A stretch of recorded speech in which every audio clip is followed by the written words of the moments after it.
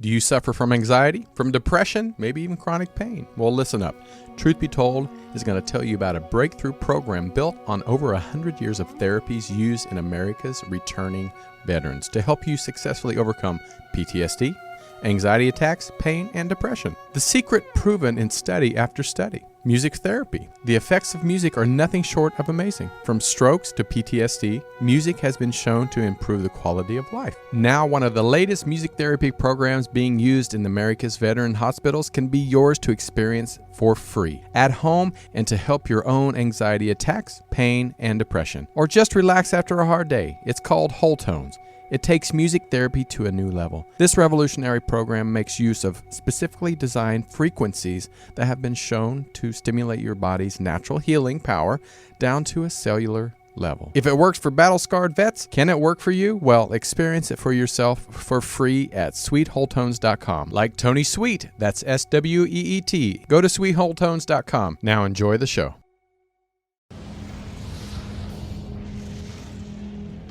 What's your thoughts on government cover-ups or covert societies attempting to control humanity?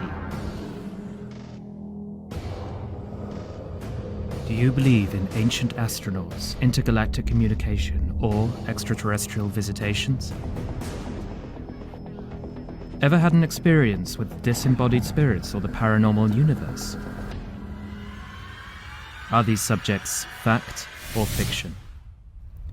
Each week, Tony and Debi explore these unbelievable realities and beyond. Exclusively on Truth Be Told. Hello and welcome to this week's episode of Truth Be Told with Tony and Eddie. I'm your host, Tony Sweet. And I'm Eddie Connor. Hi, everybody. Here on Truth Be Told with Tony and Eddie, we're thrilled to get our Halloween season underway. That is right, and we want to put a little fright in your Friday night, starting with our first guest. That's right. Debi Chestnut is here in the house with us. She's an author and paranormal researcher. She's also going to be telling us about some of the haunted places she's visited and give us some real-life experiences that'll surely make you shake in your shoes. And Debi's here to teach our audience about stalking shadows, which also is the name of her latest book. We have a feeling her stories will leave you trembling in your seats. That's what we're banking on. But before you lock your doors and bolt your windows, we'll ask Debi about her other books, How to Clear Your House of Ghosts and Spirits, as well as Is Your House Haunted? You need to know that one, Tony. Mm-hmm. Many of us have seen doors slam or heard those ghostly footsteps walking across the attic floor. But guess what? Debi can shed some light on the different types of ghosts that you may have experienced, from harmless spirits to destructive entities.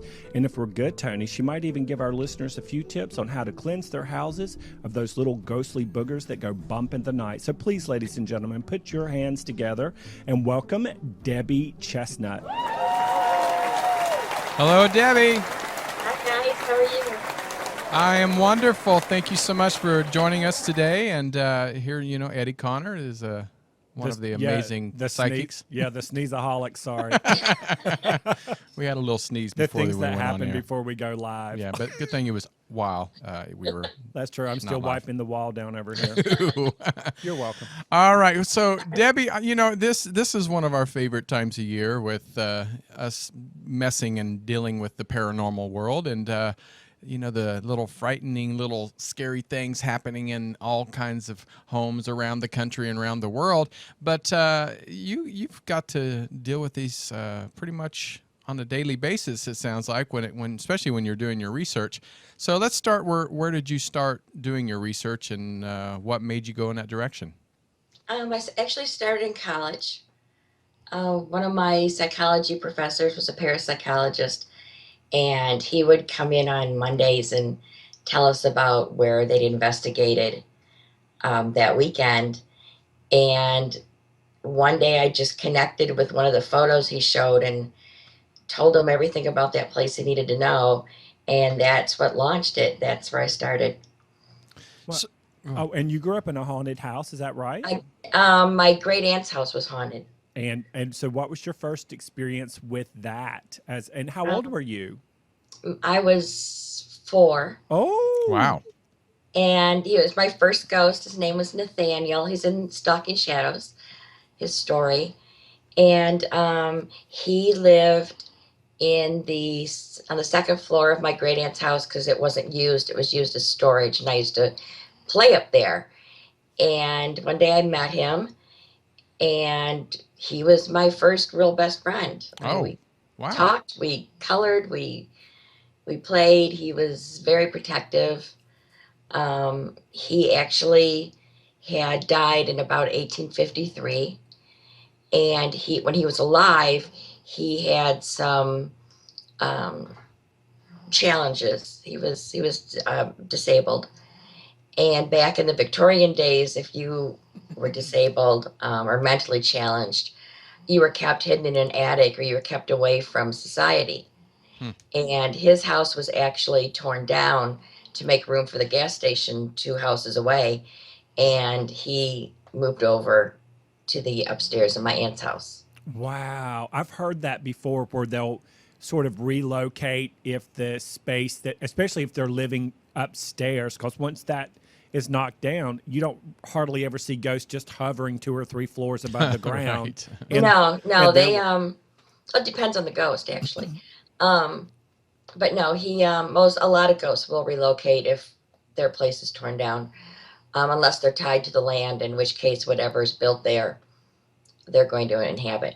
But is it the house or is it the people that they attract themselves to? Because why would I mean? What is that kind of like us going house shopping? I don't, that's or is Well, he was so used to being in a attic, Mm. and to him, I guess my great aunt's second floor looked like an attic. It was used for storage. There was tons of stuff up there, so it's probably where he felt the most comfortable.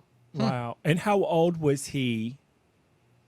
In 1853, when he died, he was, I believe, he was in his 20s.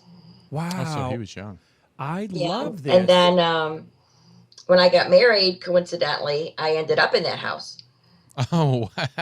And first thing I did when I got back in the house, because I hadn't been in it since I was 15, I ran up the stairs to the second floor to see if Nathaniel was still there.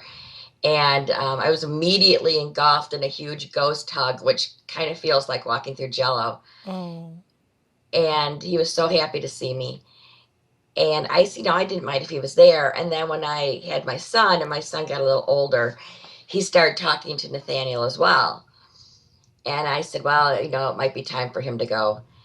And it took a lot of convincing, but I had to convince him that when he went into the light, he would be healed and no one would make fun of him. And I had a couple of the guides I use on the other side to help guide him to the other side. And when we moved out of that house, I was the last one in the house. And I went upstairs to make sure everything was gone. And when I turned around to face the door to walk out of my son's room, Nathaniel was standing in the hallway, and he was totally healed, and he was healthy, and he was strong. And he just said, thank you. And I said, you're welcome. Wow. And he said, till we Wow, meet that's again. And I amazing. said, later. And he was gone. And I see that you're a psychic medium. Because when I was a kid, I used to see a ghost, an old man in my home, but I didn't play with him. I just used to, see him every so often. But what made you, again, open up that journey of being a psychic medium? When did you realize that, like Eddie has a great story about coming out as a psychic medium, or more psychic than medium, but what was your story with that? That was Nathaniel. So it was. Oh, wow. He's the one that began your journey. He's the one that began my journey. I mean, I could always see them. I just didn't realize what they were until I was about 4 or 5. That's amazing to be in 4 or 5. And this is But it's like breathing. You're used to it. It's my normal. And it's so funny because I think it's the normal that it's supposed to be for everybody. Meaning, I think we're all supposed to be well versed with spirit, non-physical, the pure positive aspects of it, in other words. And so many people think that what we do is so weird. And it's not. It's just other people have been socially brainwashed, I guess you could call it. That's a great way to say it. Do you find that Nathaniel may be one of your spirit guides now that he's back in the light? No, he's not. He just sort of, he'll meet you when you get there, as it were? He'll be there when I get there. He's actually with his parents right now. I love this. That's a great story. I know. That's a great story. I want to let's talk about stalking shadows, because this is like, oh, this gives me the willies. But because you hear, like I said, I grew up with a ghost. I think Eddie saw a ghost, where he grew up. But a lot of times we don't hear about at least in my family, the terrifying true encounters. So what are some of the terrifying true encounters that you researched, and how did you find the stories? A lot of times people come to me. Mm. I put my email addresses in all my books. I'm on Facebook. I mean, people find me, and that's what I want them to do. Sorry about that. That was one of my cats. I thought it was a ghost. I have 3 black cats. Go figure, right? Actually, one of my favorite stories in the book, and I guess one of the strangest ones I've ever been on, was the first one, which is the man in the mirror. And, mirrors connect as portals to the other side. And when that door's opened, anything can come through. Oh. And I'd heard in theory that it's possible for a spirit to be trapped in a mirror, but I actually ran into one that was. Mm. And he was trapped in an old antique mirror, and he was being very destructive in the room the mirror was in because he was so desperate for help. And it took me a while to figure out he was actually in the mirror. And what I did is, because my the head of our team, James, he was there videotaping, and it makes for pretty dull tape if they just film me standing there, because I communicate telepathically. So for the camera, I will use a pendulum. Mm. So I was using a pendulum to speak with the spirit, and I actually had the pendulum right by the mirror, and the bottom of the pendulum, the pyramid hanging on the bottom of the pendulum actually pulled up against the mirror. Oh. It's like the whole chain just bent and it went against the mirror. And I went, "Oh my God, are you in the mirror?"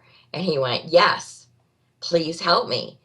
And I told James we needed a break, and we walked in the other room, and he goes, "What are we going to do?" And I said, "Well, I don't like to do it, but I'm going to put my hands on the mirror. I'm going to let him follow my energy, come through me, and go out and go into the light." And James said, "That's great. What's plan B?" I said, "That's all I got. There is no plan B. This has to work." So that's what I did. It's the only time I've ever allowed a spirit to come through me, was that one time. But it was the only way that I knew to free that spirit. And he did. He came through me, left me, and went right into the light. He just paused long enough to say thank you, and he was gone. And that's all it took. And you were, and you were obviously aware of the fact that it was a nice spirit, as it were, meaning it literally was just trapped, and it just needed a way out. It meant nobody harm. Needed a way out. He was so desperate. He was so scared. I have no idea how long he'd been in there, but it had to have been a number of years. Wow. And at that point, he was willing to do anything just to get out of the mirror. But his energy felt great. He had a real light energy. There was nothing dark or heavy about him, which is why I caution people, if you think you have a violent spirit, sometimes they're not really being violent to hurt someone, that they're just desperate to get help. That's amazing. I've actually had that happen in more than one case. I know back in the old days, which for me, that was in the 60s. But back in the old days. If you remember the 60s, you didn't live the 60s. Yeah, I was just a kid. And you know how they would, back in the early centuries, they would literally put like a cloth over the mirrors. Yes. Whenever someone passed away, because they did not want them to get trapped in the mirrors. Yes, that's true. It's fascinating. In fact, it's still practiced in some religions today. Wow. I wonder if they do it in New Orleans. It's mostly in the Jewish religion, I believe. Really? Yeah. I just learned something new. And what is it about the mirror that traps them? That's what I can't understand. Normally, it's just like a portal. I mean, they can, if that door's open, they can come in and out. So I have not figured out how he got trapped in there. I really haven't. Either someone put him there, which would require someone very well versed in some type of chaos magic. Um, I honestly don't know how he got there. I didn't even think to ask him, honestly. I was just wanted to help him so bad. And did he ever reveal his name? Zach. Zach. Wow. I love that we're just calling them names and that they're real and that it's not a quote spooky phenomenon. It is reality. I love that. That makes it so much more grounded for the listeners, I find. Yeah, well, I mean, one of the first things they do is tell me their names. I love that. Ooh, what's the weirdest name you've ever gotten? Like Shaka Khan or? No, the weirdest name I ever got was that of a demonic. Ooh. And that was Amon. Yeah, and what happened there? Eddie's on this edge of his seat now. I know. I'm like, Amon, you know, this was, I don't know, 15 years ago now, 16 years ago now. I honestly, at that point, did not believe in demons. I'd never run into one. And I'd heard about this house, this mansion, that someone was attempting to rehab from a friend of mine. And I just moved out to a new area, and I didn't know where anything was. And I just met this woman, and she invited me to her house, and she told me how to get there. And I was driving down this road, and I literally felt like I ran into a brick wall. I slammed on the brakes to my Jeep, and I literally spun my Jeep around. Thank God there was no one behind me. And I went, what the heck was that? And I looked over, and I saw this huge mansion. And I'd never felt energy like that before. So I'm like, whatever. So I went to her house and told her. She goes, oh, yeah, that's the house we're going to. oh, hell. And I'm like, great, because I couldn't wait to get in that house. And we went over to the house, and I walked up the front porch to the front door. Now, mind you, we're talking a 6,000 square foot house, 3 stories. God. That's huge. I walked up to the front door, and when I put my hand on the doorknob, I heard like a big dog growl from behind the door. Hell no. That was warning number 1. I blew that off. I'm like, do they have a dog? And she said, no. And I said, I just heard a dog, like a big dog. And we looked all around in other people's yards. I mean, it's a huge piece of property. There was no dog. So we went in the house through the side entrance. And I immediately, the side entrance was an addition to the house that was put on in the early 1900s. And when I crossed the threshold into the original part of the house, the whole energy changed. It felt dark, it felt heavy, and I immediately went to the front door. Well, the front door was bolted shut. There was wood across. There was no way you could have opened that thing. And so we started exploring the house, and we went up to the 3rd floor where there was a spirit of one of the original owners. And I talked to him for a few minutes. And then I went down to the basement, and I walked into this one room, and it was the only room in that house that had a dirt floor. And in the basement, and I walked in that room, and I turned to my left, and there was a hole in the far wall that looked like it went under the front porch. So I started to walk toward that, and I just felt this energy push me back. Everything went red, like bright red in front of me. I couldn't see. I stumbled out of the room. My vision started to clear. I ran up the stairs, and I ran out of that house, and I didn't understand what happened. So not understanding what was happening, of course, I kept on going back. Oh.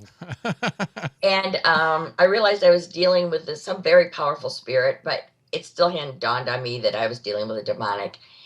And so I kept going over, which is so stupid, never do this. I kept on going over and like poking this thing with a stick to see what it would do. Oh.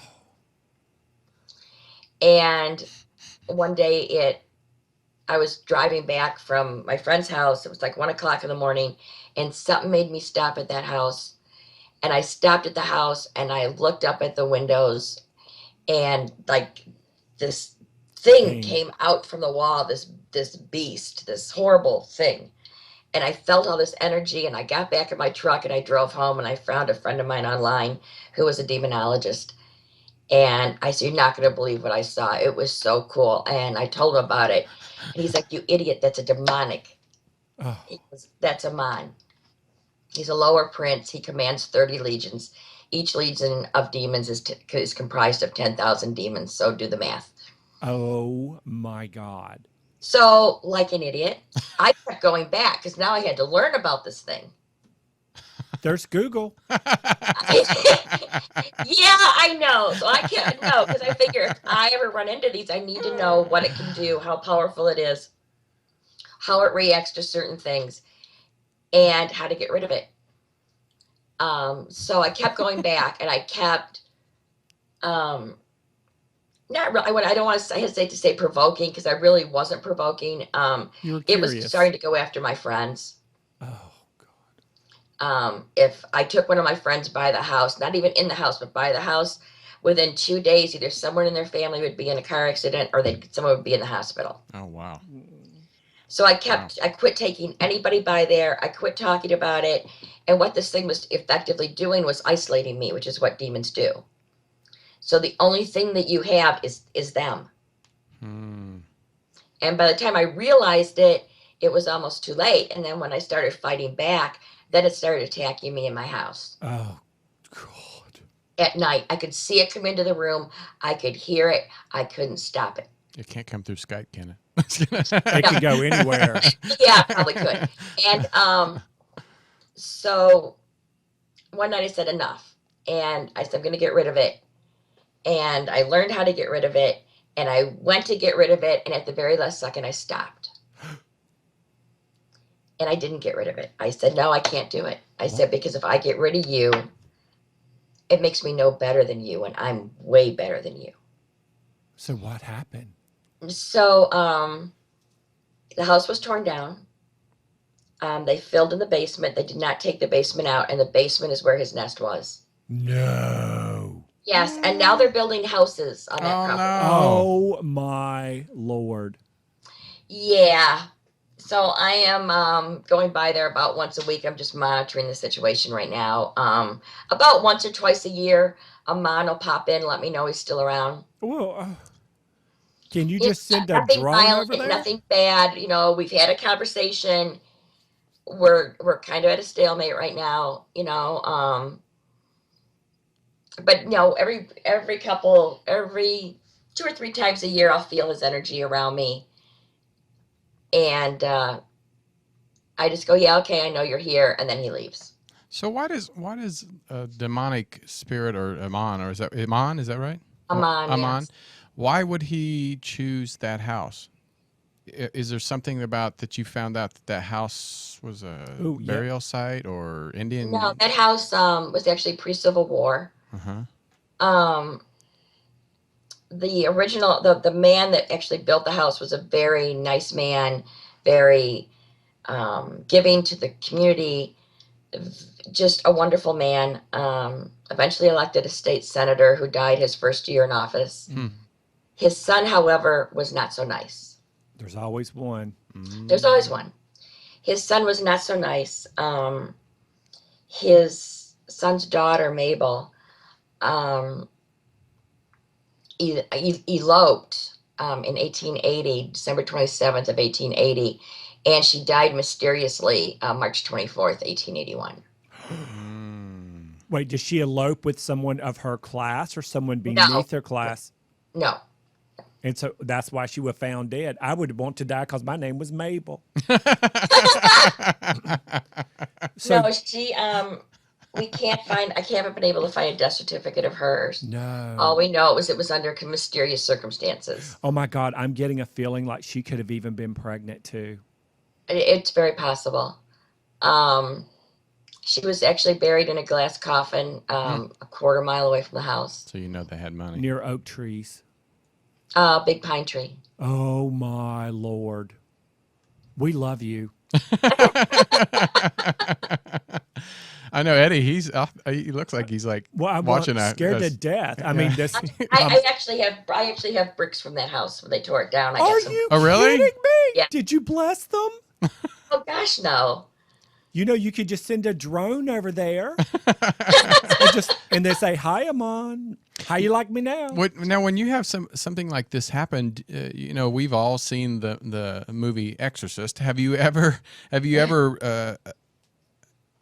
got holy water or a priest, or I mean, have you got somebody that religious wise to come and help? I wouldn't trust religion. Yeah, I know. I wouldn't either. But I would call Debbie before I called my priest. I mean, now if I had the chance, I'd take him out. Oh, without yeah. question. That was going to be my next question. Now that you know what you know, Now that I know what I know, I would take him out in a heartbeat.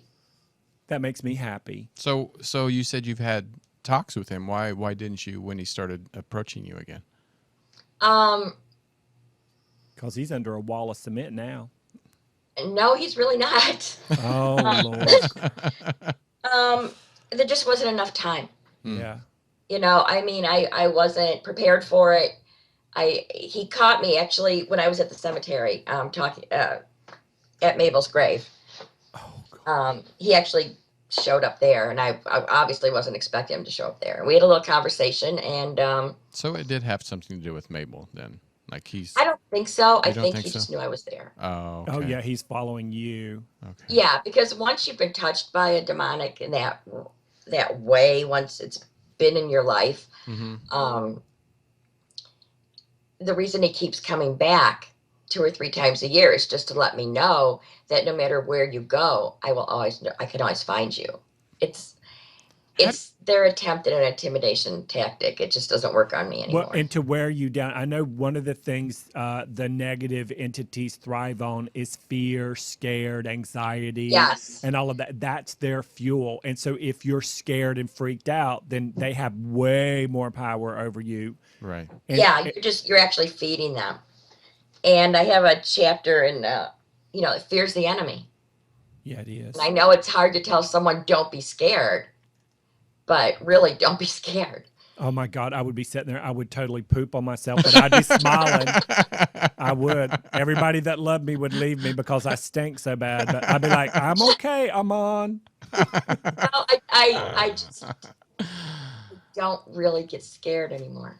Well, that's probably a good thing. Yeah, and plus you have so much light around you too. I know we're going to go to a commercial break for just a second. We'll be back in about 15 seconds, Debbie, okay? Okay, Don't go anywhere. I won't. All right. This is Truth Be Told with Tony and Eddie. I'm Tony Sweet I'm Eddie Connor. on Universal Broadcasting. Be right back. We hope you're enjoying today's show, which is sponsored by Earth Friendly Products. For over 40 years, Earth Friendly Products have brought you the greenest home merchandise for all your family needs. Learn more at ecos.com. That's ecos.com. Now back to the show. Hello, everybody, and welcome back to Truth Be Told with Tony and Eddie. I'm Eddie Connor. And I'm Tony Sweet. And we have with us the amazing, phenomenal, amazeballs, Debi Chestnut. She's got some books here. I want you to hear about this, How to Clear Your House of Ghosts and Spirits. Another book is Your House Haunted? And then the other one, what is it? It's Stalking Shadows. Stalking And then a new Shadows. one coming out. Ooh, let's talk about the new one. Something Wicked. This Way Comes. It's actually about negative entities and possession. Wow. Oh my.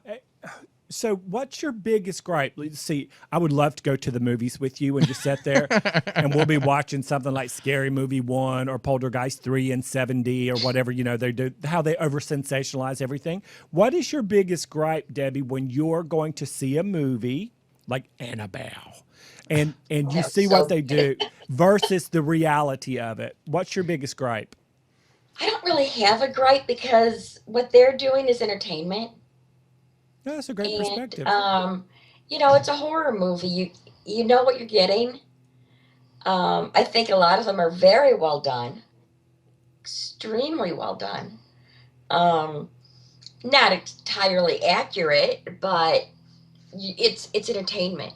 Yeah. It's fun. I mean, I remember going to see the original Exorcist with Linda Blair. Ooh. That's still. And I was like laughing hysterically, and my friend Marty's like, and I'm like, this is the best comedy I've seen all year. This crap doesn't happen, you know.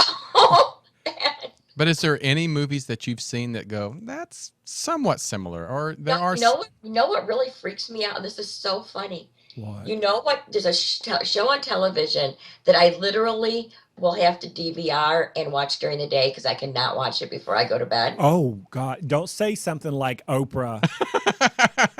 No, no. Paranormal Witness. Oh yeah, I won't watch that at night. I will. Oh. I'm like you. I will DVR that and I'll watch it in the middle of the day, eating me some Pringles potato chips. But I don't watch that stuff, and I don't go to really scary movies. I went to see Insidious 3 because I had friends in it, and I went at 11 o'clock in the morning on a Tuesday. Oh my God! I swear to God, popcorn still won't come near me. You got half price. Yep. So Deb, No, but, you know, I mean, the shows like Paranormal Witness, A Haunting. yeah. I mean, they're really well done. What about Very well done. what about ghost animals? What about them? Have you interacted with any of Yes. them? Like the first thing I remember seeing when I started doing this work professionally was I saw this black cat, this woman, she was a microbiotic chef, and she wanted to get a reading, and I was looking at her.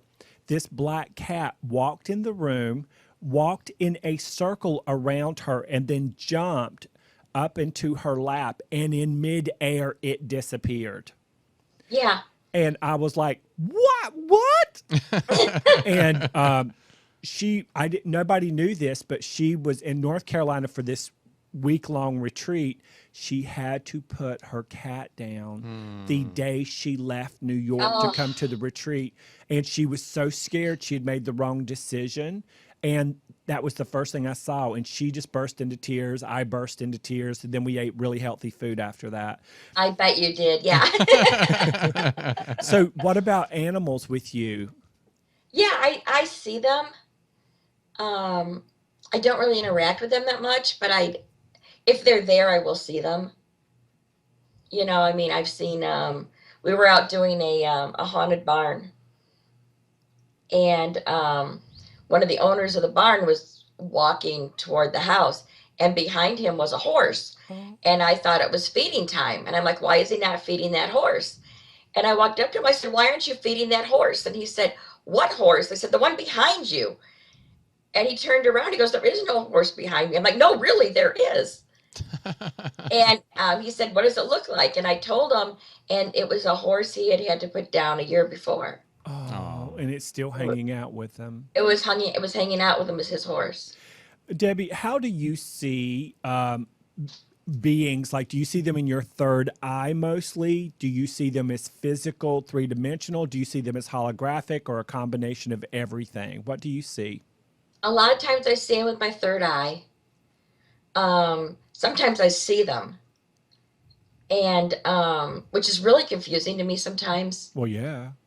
because, you know, I'll see them, they look very real, and you know, you'll stand there and you'll be having a conversation, and then you realize that everyone's looking at you, and then you realize, oh man, I'm talking to air. I mean, it's happened to me a couple, like in Barnes and Noble. Happened to me once in Barnes and Noble. That would be Talked kind of to funny. this lovely gentleman about a book, and then I realized he was a ghost. Wow. I was just telling Tony about 3 weeks ago, not the same incident with the popcorn on a, weekday morning. But I was sitting in the theater, and it was a weekday though, at about 3 or 4 weeks ago. And I looked over in the row next to me. There were only 3 of us in the whole theater. That's my favorite time to go. And Me too. there was a guy sitting in my row in sort of not period outfit, but more like in the 50s or whatever. He sat probably 10 seats from me. And I just politely said to him telepathically, let's not talk during the movie. Let's just watch the movie. Right. And if you're still here, maybe I'll go out that way instead of this way. But I don't see that so often, but I'm starting to see it more. Is it because I'm waking up to it, in your opinion? You're waking up to it, yeah. Lord. You know, the easiest thing to do is practice. Okay. But I don't need to be going like, dead people come to me. None of that. No, No, no because chanting. they'll find you. Oh, okay, never mind. Never cancel.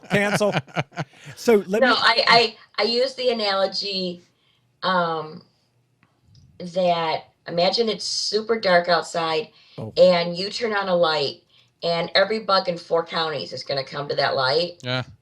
To the spirits, people that do what we do, we're that light. Lord, and you know your light's bright, by the way. Thank you. You got a big. I mean, in the South we say you got a big ass bright light, girl. But it is. It's very sunshiny and gold and all of that good stuff. I mean, you've got a really good light and a presence and an energy about you. It is. It actually is this lovely sincerity too. And thank Yeah. God you've got a good sense of humor.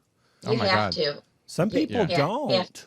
You can't do what I do and not have a good sense of humor. I don't think so.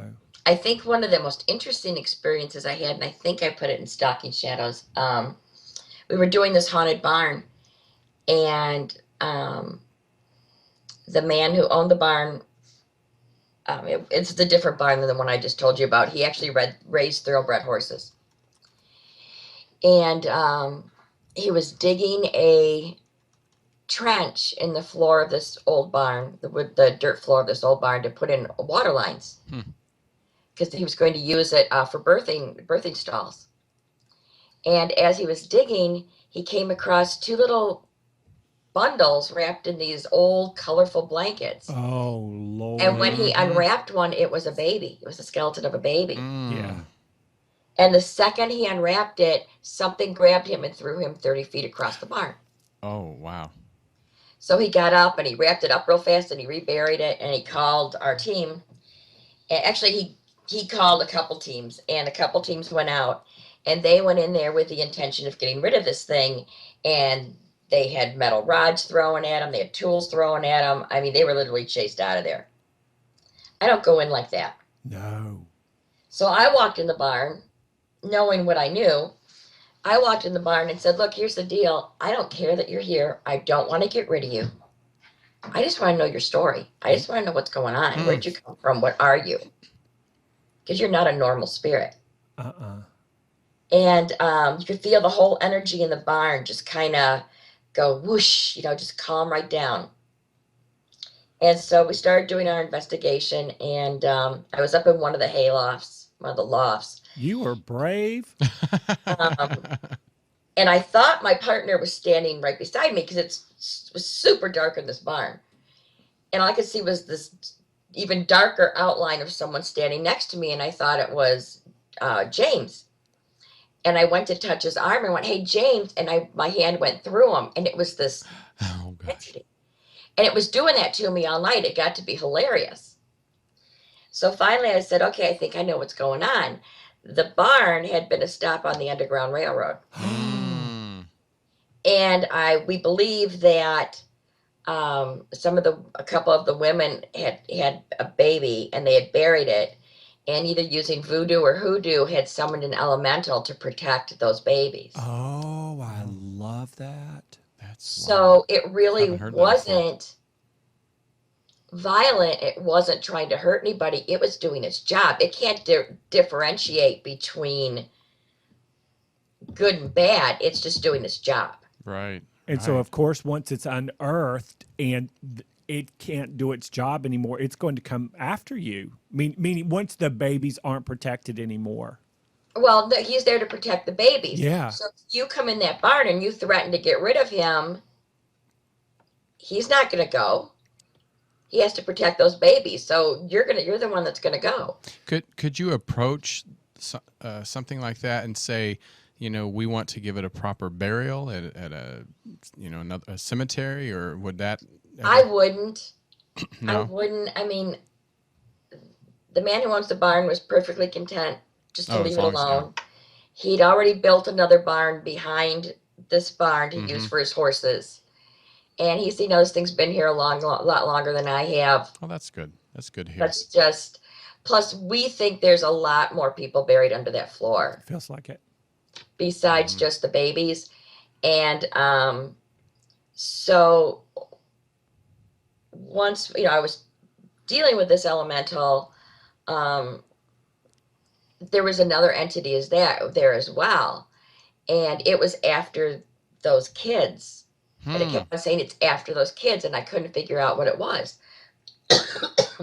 And I said, you need to tone your energy down because I can't feel past you because your energy is too enormous. You need to buffer your energy so I can feel what else is here. I'll try to help you. And it agreed, and it toned its energy way down so I could absorb other energy in the barn. And I felt a real negative energy in there. And I said, there's a real negative entity here. And he said, yeah, I don't know what to do. I can't get rid of it. And I said, well, I'll help you there, but you need to stay out of my way because I don't want to accidentally get you out too. Hmm. And so I managed to gently extract this other entity, this negative entity. And we were all sitting around. We were pretty much done. It's like 2:30 in the morning. We're all kind of sitting on the floor of the barn and talking. And I said, oh man, I could really use some light. And we looked up and we heard something, and there was lightning in the barn. Oh, I wow. love that. Just a couple flashes of lightning, and I went, yeah, thanks, found the keys. And Wow. I'm having this image. I'm assuming the barn was close to woods or nature in some way, shape, or form, but yeah, it's leading me to a question to ask you. I keep almost getting this image of you out. Like I did a reading for a friend the other day, and in the reading, we were talking about her 6-year-old daughter.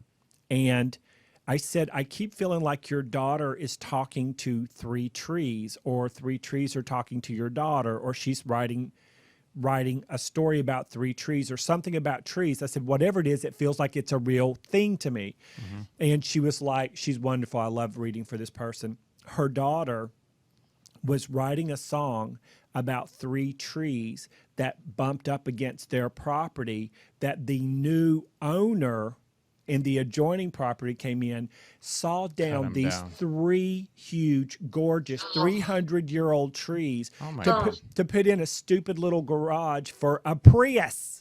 Prius. That which of all things, right? yeah, which made me more mad. But the trees were reaching out to me in the reading, saying that what the little girl is writing about is our story. She wrote a little story. She wrote a little song about it. So that's the prequel to this thing I'm going to ask you.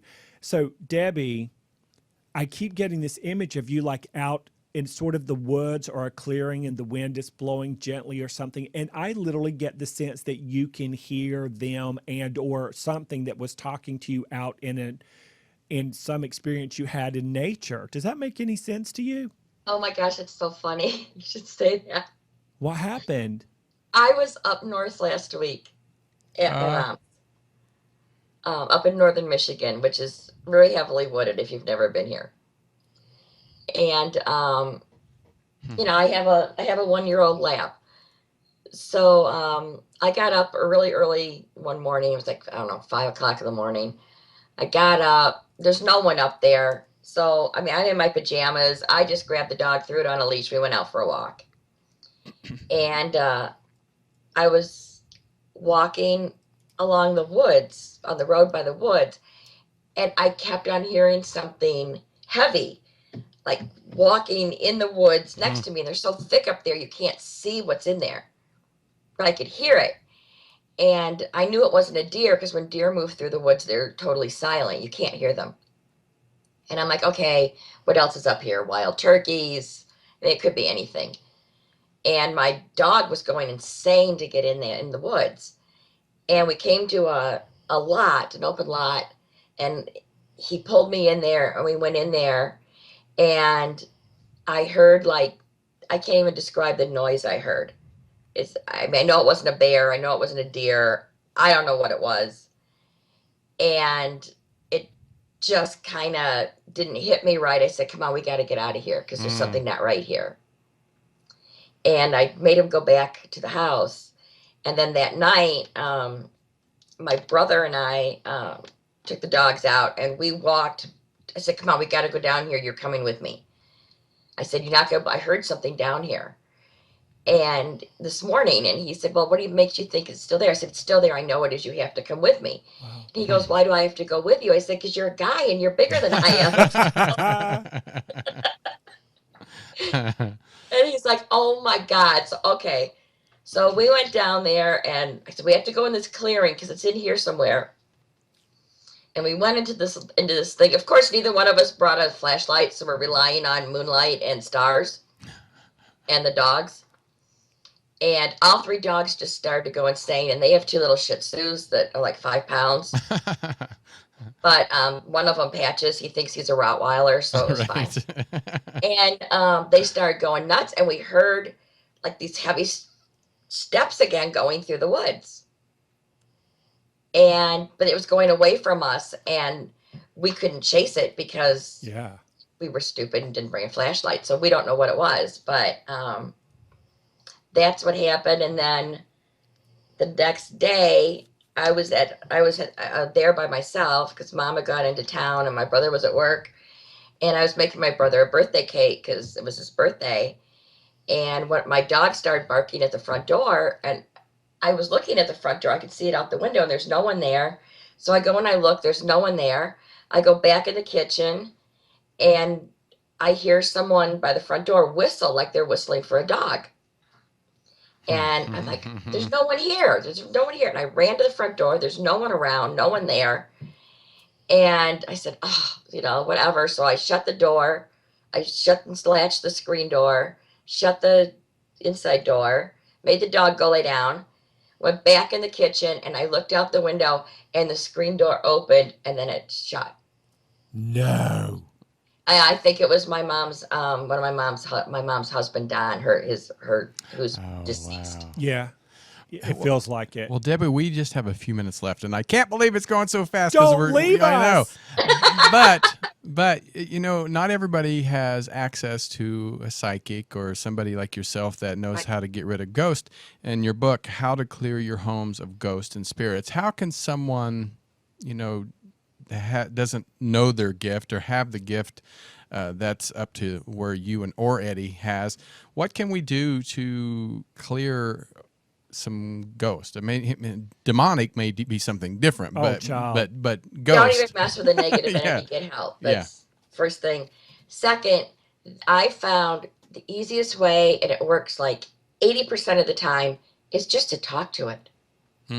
Oh. It's just so simple. It's just, hey, no fear, no anger. You don't have to yell and scream at it. Just, hey, I know you're here, and if it's not doing anything violent, of course. Right. Set some rules. I have a spirit that lives in my house. I don't care that he's here, but there's rules. Yes. You stay out of the bathroom when I'm in there.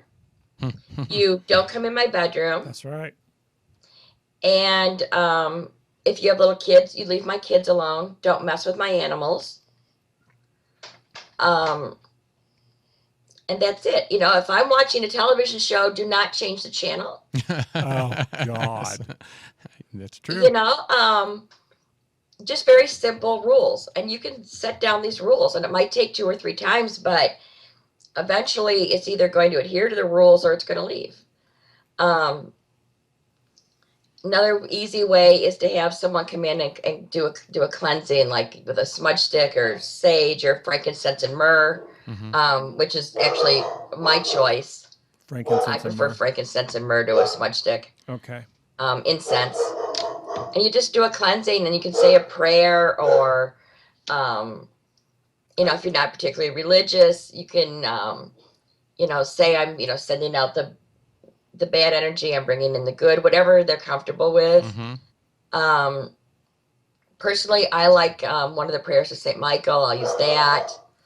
The main thing is to remember is that A, don't be afraid, and B, take ownership of your property. That's good. It's your space. Take ownership. And you can cohabitate well that way, right? You can cohabitate with the spirit. Yeah. I do it. I know a lot of people that cohabitate. I know this one couple, they have a spirit of a Victorian little girl in their house, and they've decorated a room in period things. Oh.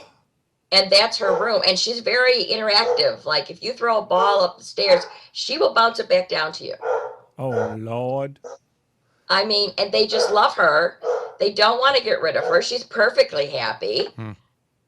And they have a room all set up for her with Victorian clothes, that's Victorian nice. toys, Like that. Yeah. Victorian furniture, and that's her space. That's And great. she knows the rules. When they say you need to go to your room now, she goes to her room. I love it. I do too. Well, Debbie, will you please come back and Yeah. join us again? Anytime, guys. You are just amazing. You're Thank amazing. you.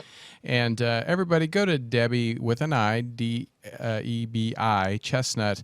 That's Debi-Chestnut.com. You can get all her books. You can find out more about her. Maybe even have a house that you might need help with. Or it would be fun. I wish Eddie and I one of these days can actually come out and maybe go on a. I know We will watch you.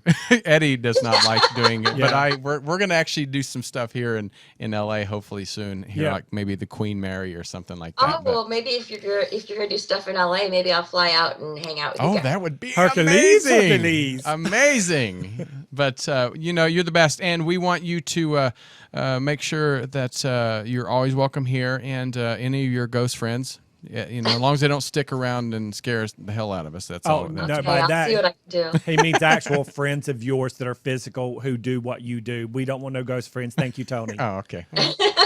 I wouldn't mind it. But Thanks, anyway, so everybody that's listening or watching, if you missed majority of this show, or if you picking up on podcast, make sure you can go to YouTube, watch the video on YouTube, go to iTunes, Stitcher, TuneIn, and of course now we are on iHeartRadio. So Debbie, again, thank you so much. Thanks. Oh, you're very welcome. Thanks for having me. All on. right, and we'll talk to you soon, my dear. Talk to you later. All right, take care. Bye. Okay, Bye-bye. bye. Love this woman. I do too. I'm totally digging her. Even the title of her books, How to Clear Your House of Ghosts and Spirits, Is Your House Haunted, Stalking Spirits, and then the one that's coming out soon, Wicked. I mean, she's definitely dedicated to everything she's doing. Her heart is so in the right place. Yeah. She just wants to educate some people And on how to be interactive with non-physical. exactly, and this time of year, it's people think that October and Halloween is more active. Actually, it's not. It's ghosts are active all year round. That's right. It's only active for candy corn. Well, that doesn't. Yeah. I'll eat me some candy corn. All right. Well, we're going to take a quick break. When we come back, we have our second guest. That's right. Deborah Robinson, another paranormal researcher and author and psychic. That's right. So you guys do not go anywhere. We'll be right back. Bye, y'all.